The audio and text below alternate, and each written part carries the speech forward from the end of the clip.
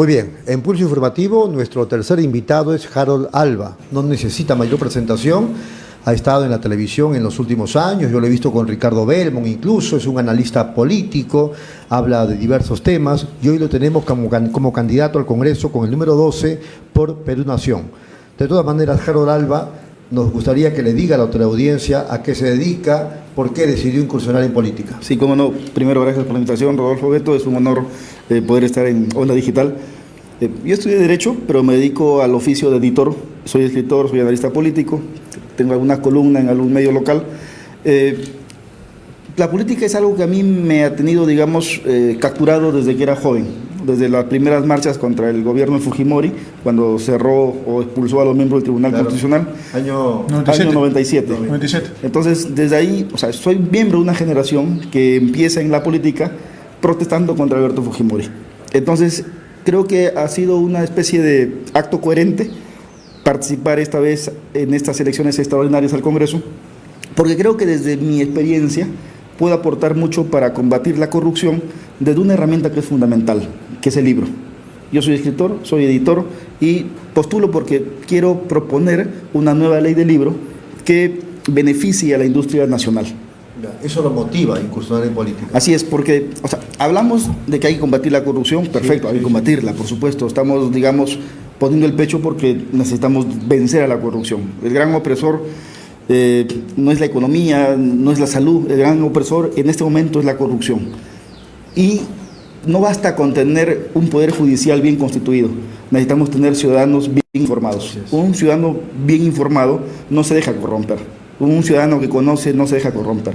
Y la mejor herramienta para que la gente conozca es la lectura, es el libro. Teníamos una ley del libro que después fue derogada por un decreto de urgencia en el que se prorrogaba un año más las exoneraciones del IGB, pero son exoneraciones que solamente benefician a las transnacionales. Al editor nacional no le benefician nada porque ponen una especie de muralla china. Se le exige al editor que para que pueda ser exonerado de este IGB tiene que tener mínimo 150 UITs al año. Entonces estamos hablando de más de $500,000 de soles, que una pyme no factura esa cantidad. Entonces, ¿de qué inclusión estamos hablando? Por eso la propuesta es, queremos tener mejores ciudadanos, queremos combatir la corrupción, perfecto, empecemos por lo puntual, es entregando educación, cultura a través de un libro, es decir, a través de una nueva ley del libro. En esa tarea estoy. ¿Cuáles serían las bases de esa nueva ley del libro, señora? En principio, que sea una ley que articule a todos los mecanismos que serían parte, digamos, de la producción. ¿A qué me refiero? Uno es el libro. Dos son las bibliotecas. Tres son las librerías. Y cuatro son los escritores y las escritoras, que son, digamos, los autores intelectuales de lo que se produce. Cierto. Entonces, que sea una ley que articule a toda esta cadena de producción. Pueden conjugar esos 5 actores. Así es. ¿De qué forma? Menos IGB para la producción, exoneración de IGB para quienes compran el libro, al final se beneficia la librería, se benefician las bibliotecas, se benefician los ciudadanos y las ciudadanas, y creo que es una buena fórmula para prever a la ciudadanía de que tengamos una historia como la que estamos sufriendo ahora. Correcto. Básicamente es eso. Pero además de eso, otra propuesta que tengo, que es una ley del escritor. Vinculada también a la cultura. Así es. Porque en el Perú, que hemos tenido a Vallejo, a Chocano, a César Calvo, a Martín Adán, a Romualdo. Romualdo murió solo, desamparado por el Estado. Vallejo murió pobre en París. En París. Entonces, totalmente pobre. Los escritores tienen finales trágicos en el Perú. Y los escritores son, sin embargo, los que han escrito el gran relato de la historia nacional. Entonces, ¿cómo es posible que en un país como el nuestro no haya una ley que proteja al escritor? Entonces, mi propuesta es, y esto lo estoy trabajando con el gremio de escritores, es proponer en el Parlamento una nueva ley, una ley del escritor que beneficie y que por lo menos le brinde garantía al escritor mínimas para que puedan tener un seguro, para que puedan pertenecer a una especie de padrón de escritores que debería tener una historia y cultura, que no lo tienen. Bueno, hay que ayudar a la historia y cultura, porque creo que no se puede hablar de beneficiar al producto en sí, que es el libro, si no hemos empezado a garantizar por lo menos la seguridad del escritor, que es el responsable del gran relato de lo que tiene que ser nuestra historia nacional. Tanto hemos visto que hay una política cultural en perspectiva, con un horizonte claro, que en este periodo del señor PPK y el señor Vizcarra, más de 5 ministros de cultura y nadie se ha podido articular una perspectiva distinta, ¿no? Todos Claro. como que llegan al ministerio y están fundando el ministerio o es el primer día del ministerio. ¿Qué ha pasado en las políticas Sí. públicas realmente? en Yo creo cultura? que se empezó mal porque uno no puede demostrar, pienso en quienes nos han gobernado, ¿no? Llámese PPK, ahora Vizcarra. O sea, uno no puede pensar en darle importancia a un sector como cultura poniendo a personas que no calzan en el cargo. Por ejemplo, en Ecuador, el ministro de Cultura, ¿quién era? Un escritor, un poeta. O sea, gente que realmente hace cultura. Aquí se confunde la cultura o la reducen a la cultura, a la gastronomía, a los monumentos arqueológicos, que son importantes, es nuestra memoria histórica. Pero los actores culturales, los protagonistas son los músicos, los pintores, los escritores, y a ellos Los directores de cine. los directores de cine, los actores, pero sin embargo a ellos no se les da importancia.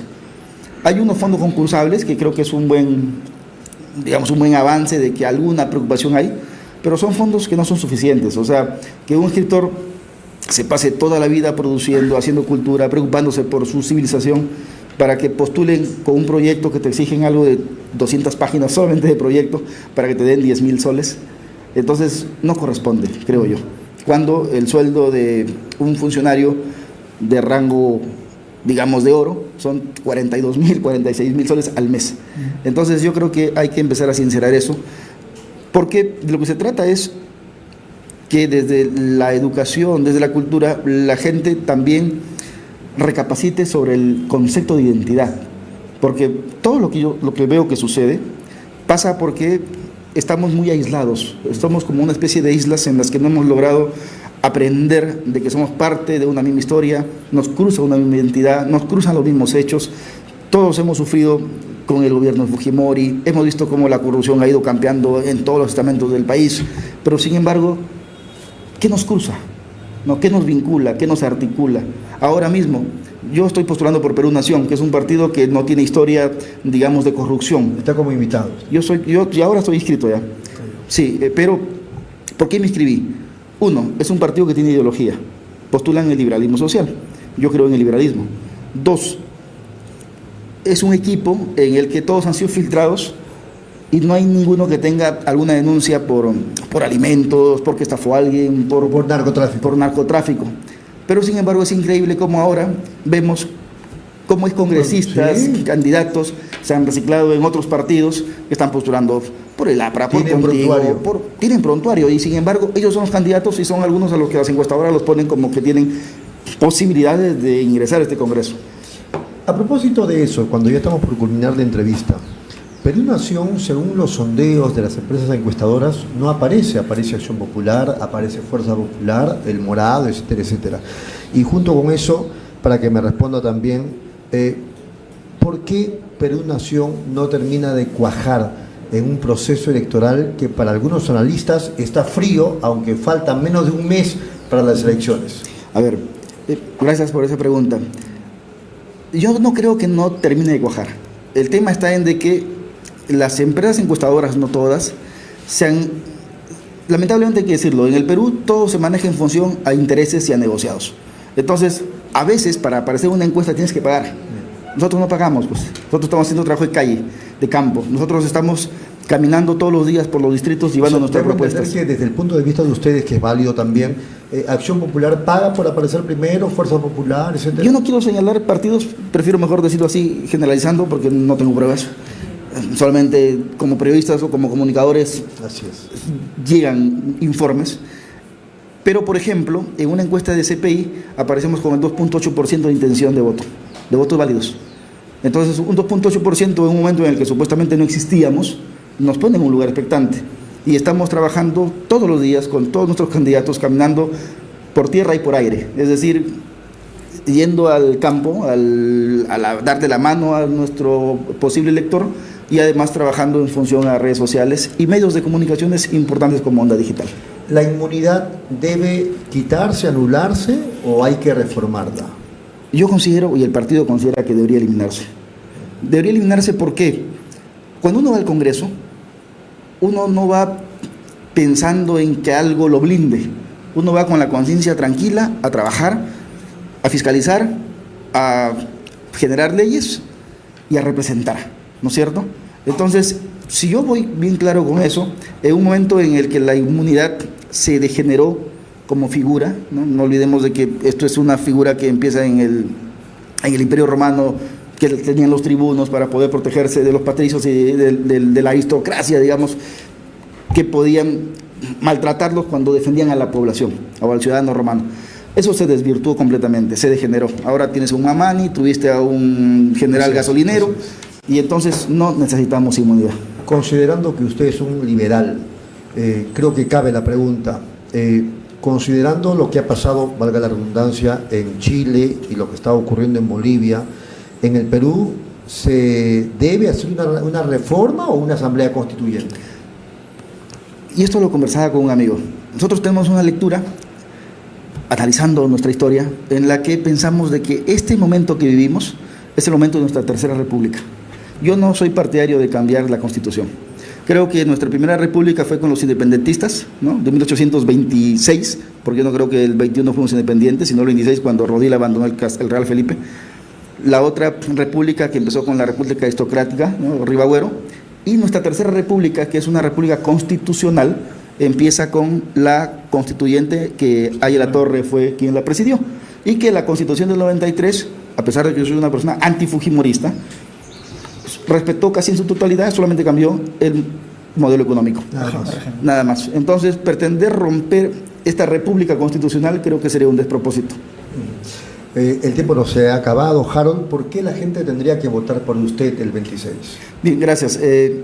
Bueno, no tengo ninguna denuncia por corrupción, es mi primera participación al Parlamento, vengo con 21 años de experiencia como editor y como escritor, y vengo a proponer coherentemente a lo que conozco o con lo que conozco una nueva ley del libro y una ley del escritor para poder valorar la cultura, rescatar nuestra identidad y poder desde la cultura y la educación vencer a la corrupción.